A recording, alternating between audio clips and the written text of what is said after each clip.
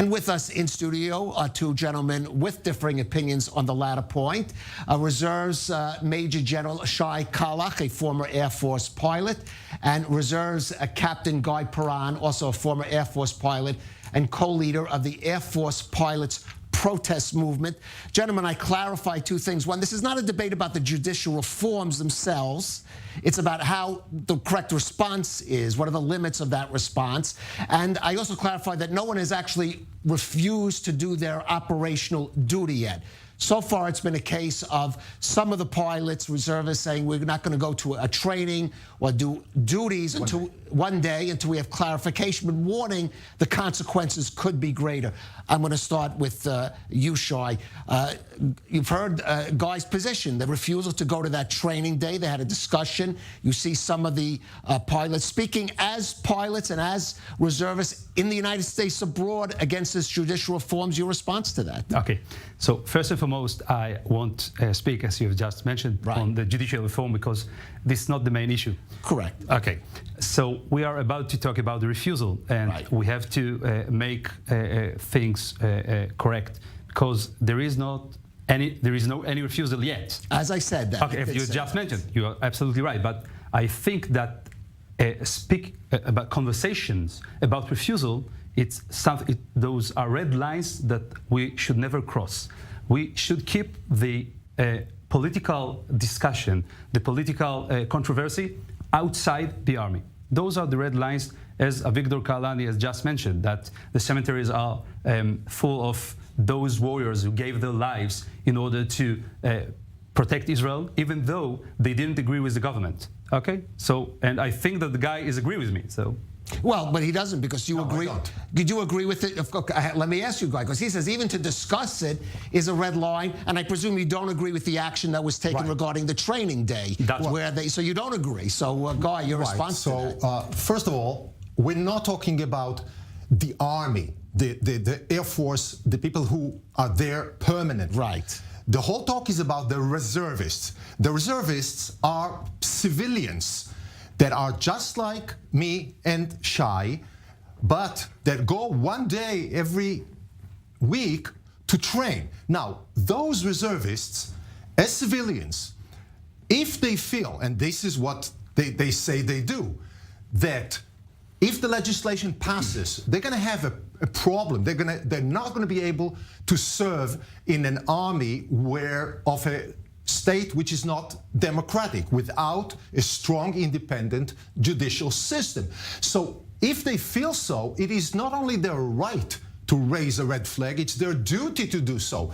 They should not wait until after the legislation passes and then say, sorry, we're not going to serve. So all they did, and Shai is right, they did not refuse not only any mission, but anything, yet they're saying, and they're saying it discreetly in the Air Force. The fact that it leaked, and we know about those 37 pilots of Squadron 69, it's not because they did a press conference. It leaked. They spoke to their Air Force commander, the squadron commander, raising a red flag. Okay, I don't know how discreet. I could argue we could argue the discretion, but obviously you don't agree, Shai. So what's your response? So I don't agree because I think that the word "yet" is "yet," and it's wrong because it can reach to refusal, and those are the red lines that I've just spoken about. Okay, and I think that the main question, okay, the predominant question is how we come to this question. I mean, how we come to the thoughts of refusing. I'm trying to say that the pilots, the elite unit, the pilots and Sayed Matkal, of course, it is an elite unit. Okay, so how could it be that those pilots who are supposed to be a role model think about refusal? Okay, and I think that there is a deeper point here that we have to figure out. Go ahead. Okay, and I think that today we have an argument, we have a struggle about the Jewish identity here in Israel. Okay, and I'm trying to say... I'm going to ask you to make it quick because it sounds like a big debate, Shai. But I want to let you... But I want God to answer that, the question of being a role model, which many people, pilots, it's very, very important, and I'm sure Shai agrees. The reservists of the Air Force are volunteers. In other words, it's not a matter, they cannot be given an order, you have to come and serve or train. Any reservist pilot, like certain other unit parts of the army, is able to any day say, I do not want to serve anymore. This is not a refusal, because when you are a volunteer, you're not obliged to serve. Now, if they say that they want to serve, they've been serving all their lives, but if they know and they think that legislation passes, they would not be able to do it, they have to raise again this red flag. I want to say, Shai, that one of the points that also they've made is that if they feel they're given an order which could be immoral, which could be illegal under international law, and there's no check or balance from this that exists currently, say, with the Supreme Court, that could be a factor. And why wait until that happens operationally? Look, I agree with you and Guy that values are beyond the democracy. But Guy presumed that there is going to be a dictatorship, which I agree about this presume, okay? And this is the main thing, because we came to Israel after almost 2,000 years of diaspora. And now we have the duty, we have the obligation, we have no authority to begin any form of refusal. That's it. And I think that the world yet is a form of refusal, and we have the duty to stop it and not come to it.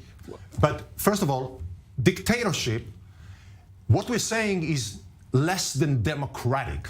When we use the term dictatorship, everybody thinks that it must be like Stalin and Erdogan. No, the fact that it's not democratic is a red line or a black line for us enough. It doesn't have to be Stalin's dictatorship. And the fact that we've come after so many years to Israel, we founded this country based, and the independence, the Declaration of Independence of Israel was based on these values. If this government is changing the rules unilaterally 2 weeks after having been elected by a narrow margin, they're going to destroy everything that has to do with the Declaration of Independence.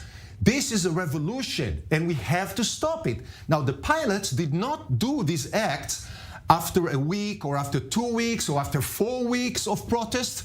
They are only doing it now because these guys are going ahead with the legislation as if they don't care about anything. So we are obliged. All right, I want to give Shai a chance to agree. Obviously, there is an issue, Shai, that the government has to address. Guy has just mentioned that there is not going to be a democracy anymore. And, and it does not explain anything.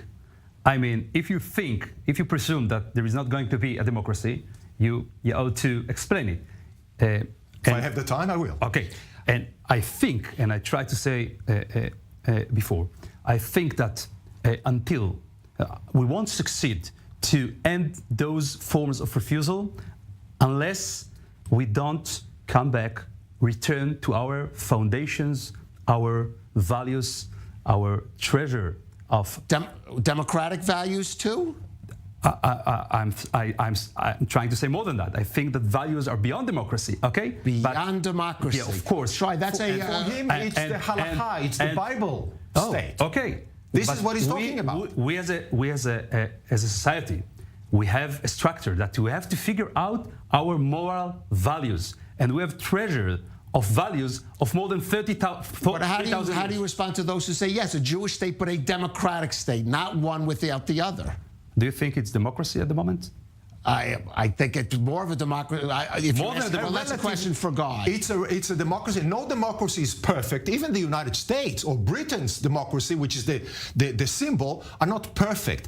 But yes, we've maintained a fragile but strong democracy that survived a lot of difficulties, including a lot of difficulties for the people that you are coming from the people who left Gaza. We survived a lot of that thanks to the fact that there was a strong judicial system on one hand, and the relationship with the government and the parliament was strong. These guys are trying to change the rules of the game. They want their Knesset and the Prime Minister to control everything. Gentlemen, I really think we've come to a very fundamental disagreement, which we're not going to be able to solve in this studio, but it does show you how deep the divisions are in this country. And yes, you have to say in the military reserves as well. But we're still good friends.